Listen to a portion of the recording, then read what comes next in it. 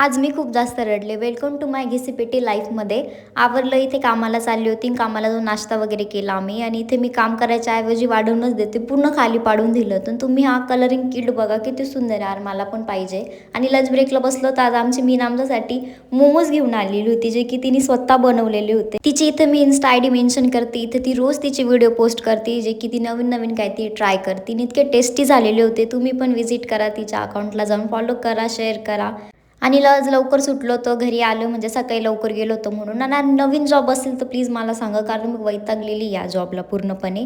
आणि कित्येक दिवसानंतर संध्याकाळ बघते मी, नाहीतर एक रात्र बघायला भेटती.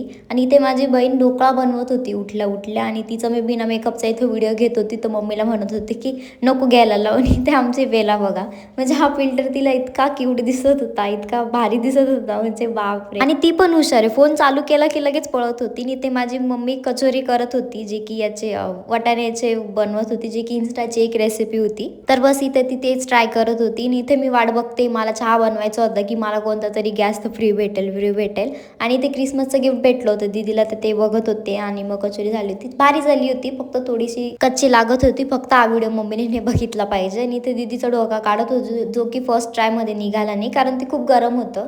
त्याला थोडं थंड पाण्यात टाकलं, मग सेकंड ट्रायमध्ये ते ऑलमोस्ट निघून गेलेलं होतं. आणि मम्मी इथे पोळा टाकत होती, तर तिच्याकडून चहापोळी करून घेतली, जी की मला खूप आवडते. आणि 6:30-7 मी खात होते. इथे दीदीचा डोका पण रेडी झाला होता, जो की ओके जो होता, एवढा पण खास नव्हता. नंतर मला डाळ टाक करायची होती, तर किचन ओटा खूप खराब होता. तर सर्वात पहिले तो आवरून घेतला, कारण खराब किचन ओटा असला की माझ्याकडून काम होत नाही अजिबातच.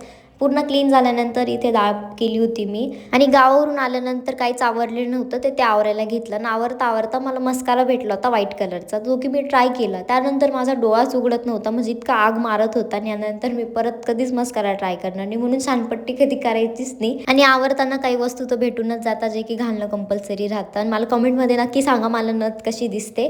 आणि सर्व आवरल्यानंतर मग मी आता जाईल झोपायला. बाय.